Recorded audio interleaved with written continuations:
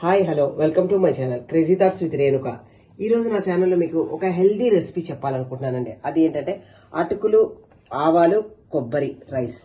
So ఇది ఎలా చేసుకోవాలి అనేది మీకు చెప్తాను. దీనికి కావాల్సిన ఇంగ్రీడియంట్స్ ఏంటంటే మెయిన్ ఇంగ్రీడియంట్స్ అటుకులు ఒక కప్పు తీసుకున్నాను. దీనికి సరిపడాగా ఆవాలు, పసుపు, శనగపప్పు, మినపప్పు, పల్లీలు, కరివేపాకు, కొత్తిమీర తీసుకున్నాను. దీనికి మెయిన్గా కావాల్సిన ఇంగ్రీడియంట్స్ ఏంటంటే పచ్చి కొబ్బరి, ఎండుమిరపకాయలు. ఎండుమిరపకాయలు మనకు కావడానికి ఎంత సరిపోద్దంటే అంత వేసుకోవచ్చు. మాకు ఈ కప్పు కంటే ఒక 3 మిరపకాయలు సరిపోతాయి కాబట్టి 3 తీసుకున్నాను.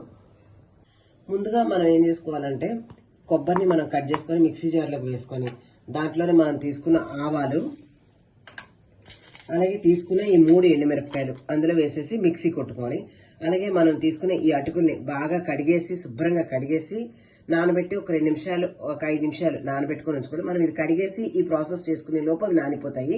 సో నేను కడిగి నానబెట్టి ఉంచుకుంటాను. ఇప్పుడు ఇలా కోర్సుగా మిక్సీ పట్టుకున్న దాంట్లోని ఈ పసుపు కూడా వేసుకోవాలండి. వేసుకొని ఒక్కసారి తిప్పుకోవాలి. ఇప్పుడు ముందుగా స్టవ్ వెలిగించుకొని దాని మీద ఒక బాణీ పెట్టుకోవాలండి. దాంట్లో కొద్దిగా ఆయిల్ వేసుకోవాలి. జస్ట్ ఒక్క 2 స్పూన్స్ అయితే చాలండి. మనకు మామూలు చిన్న స్పూన్ తోటి 2 స్పూన్స్ అయితే సరిపోతుంది.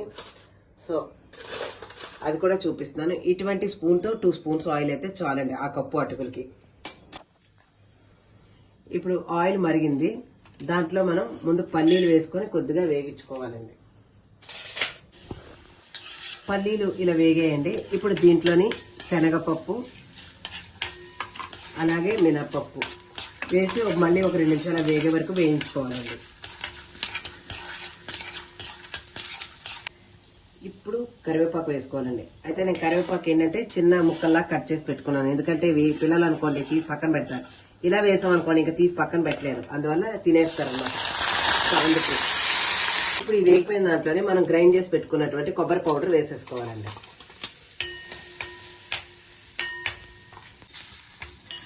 ఈ కొబ్బరి పౌడర్ వేసాం కదండి, దీన్ని ఒక్క నిమిషం అట్లా ఫ్రై చేసుకొని ఎమ్మటే దాంట్లో అటుకులు వేసుకోవాలండి.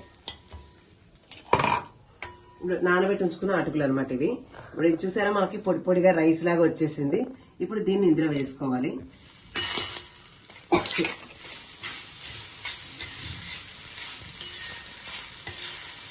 దీనికి ఏంటంటే పేపర్ అటుకుల కన్నా దంపుడు అటుకులు లాంటివి అవి ఉంటాయి కదండి, దొడ్డు అటుకులు అంటారు, లావుగా ఉంటాయి. ఆ అటుకులు అయితే బాగుంటుందండి ఈ ఐటమ్ చేసుకోవటానికి. మనకి పేపర్ అటుకులు అయితే ఏంటంటే నానిపోయినట్టు అయిపోతాయండి, మెత్తగా అయిపోయి నూకలాగా అయిపోతుంది రైస్. ఇదైతే మెతుకుల్లాగా బాగా కనిపిస్తుంది అనమాట.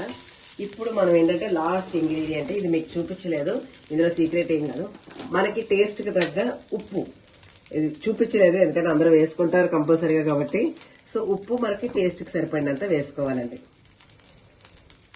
ఇప్పుడు ఉప్పు వేసుకొని ఒక్కసారి బాగా కలుపుకొని దాంట్లో జస్ట్ అంటే కొంచెం ఒకవేళ పిల్లలకి స్పైస్గా ఉంటుంది అనిపిస్తే కనుక జస్ట్ ఒక్క పావు స్పూన్ నెయ్యిలాగా జస్ట్ వేసుకుంటే చాలండి. పావు స్పూన్ చాలు, ఎక్కువ అక్కడే. అంటే చిన్న కప్పు కాబట్టి నాది, అదే పెద్ద కప్పుతో వేసుకునే వాళ్ళైతే 1 స్పూన్ 1.5 స్పూన్ అట్లా చేసుకోవచ్చు. ఇది జస్ట్ నేను చిన్న కప్పుతోనే చేశాను కాబట్టి జస్ట్ పావు స్పూనే వేసానండి. ఇప్పుడు ఫైనల్గా ఇంక కొత్తిమీర కూడా వేసేయాలన్నమాట. అది కూడా నేను చిన్నగా తరిగానండి, ఎందుకంటే పిల్లలు ఇంకా ఏరి పక్కన పెట్టకుండా తినేస్తారని చెప్పేసి.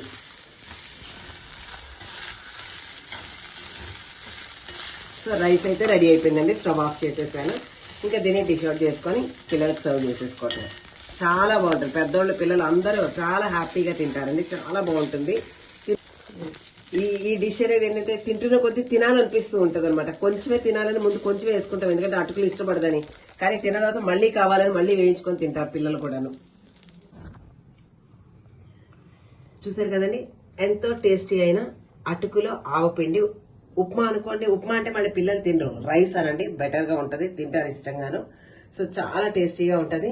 ఈ వీడియో కనుక మీకు నచ్చినట్టయితే లైక్ చేయండి, షేర్ చేయండి, సబ్స్క్రైబ్ చేయండి. Thank you.